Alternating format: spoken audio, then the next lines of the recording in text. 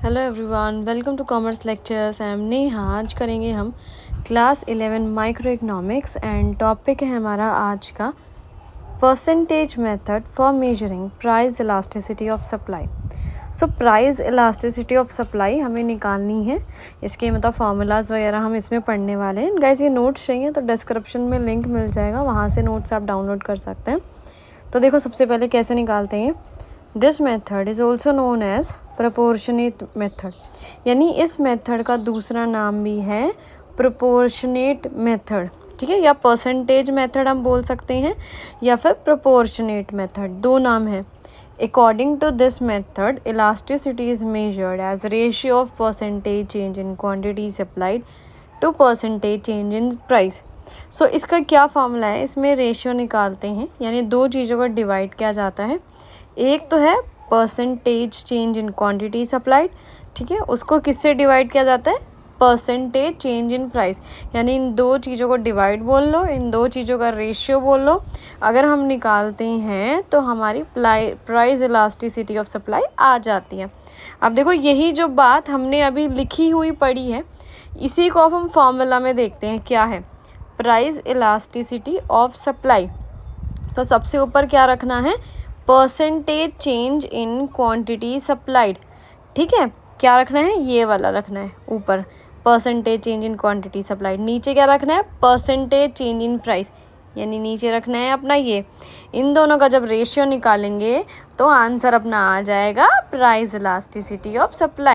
अब जो हमने पीछे ये फॉर्मूला पढ़ा है, इस फॉर्मूले में इतनी सारी टर्म्स पढ़ी है, उन टर्म्स को भी तो निकालना ही है ना कैसे करके। क्योंकि देखो, डायरेक्ट तो कोई भी क्वेश्चन आएगा नहीं कि डायरेक्ट वैल्यूज़ दे दी और उनको डिवाइड कर दिया, बात ख़त्म। तो उन वैल्यूज़ को हम कैसे निकालेंगे। देखो, सबसे पहले है percentage change in quantity supplied, ये कैसे निकालेंगे। तो बात हो रही है क्वांटिटी सप्लाइड की, तो वैल्यूज़ लेनी है सिर्फ क्वांटिटी सप्लाइड से रिलेटेड। तो सबसे पहले हम ऊपर रखेंगे चेंज इन क्वांटिटी सप्लाइड, यानी चेंज कितनी हुई है अपनी सप्लाई। जैसे पहले 10 थी, फिर 20 हो गई, या फिर 20 थी फिर 40 हो गई, ऐसे जो चेंज आया क्वांटिटी में, अपॉन में इनिशियल क्वांटिटी सप्लाइड, यानी स्टार्टिंग में जो अपनी सप्लाई थी वो उन दोनों को डिवाइड करेंगे और 100 से मल्टीप्लाई करेंगे। याद रखना, परसेंटेज जब जब निकाल रहे हैं 100 से मल्टीप्लाई करना बहुत ज़्यादा ज़रूरी है।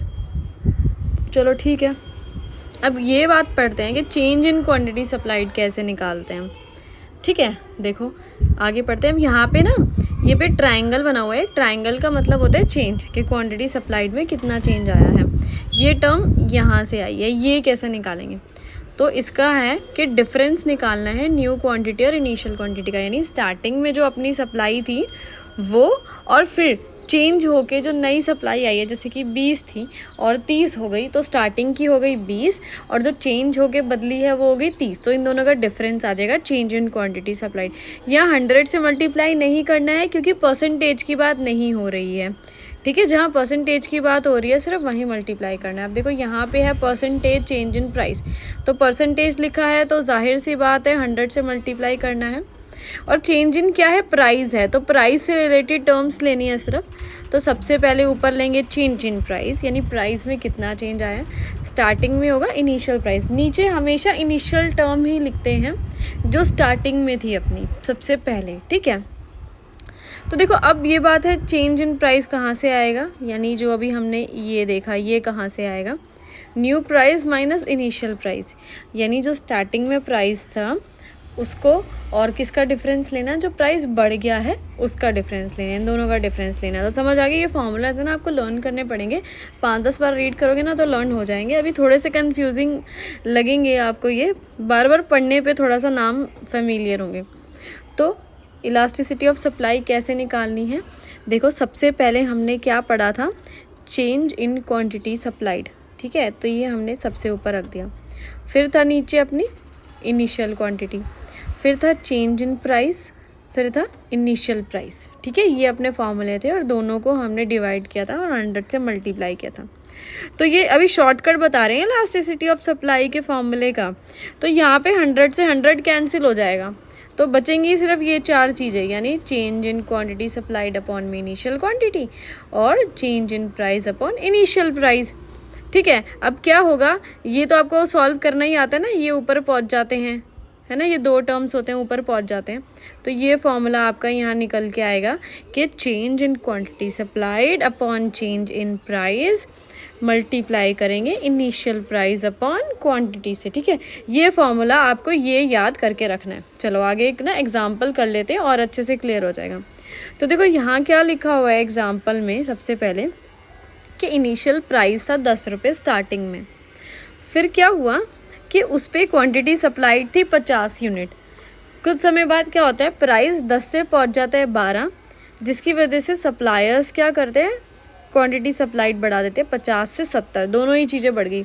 तो हमने अभी फार्मूला क्या पढ़ा था प्राइस इलास्टिसिटी ऑफ सप्लाई का, percentage change in quantity supplied upon percentage change in price.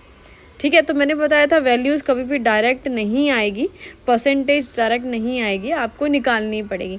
तो सबसे पहले हम निकालते हैं ये ऊपर वाली percentage change in quantity supplied. इसका क्या फॉर्मूला था, मैंने बताया था कि परसेंटेज है इसलिए 100 से मल्टीप्लाई करना है और वैल्यू सिर्फ क्वांटिटी सप्लाइड की ही लेनी है, यहाँ पे प्राइस का कोई लेना देना नहीं है।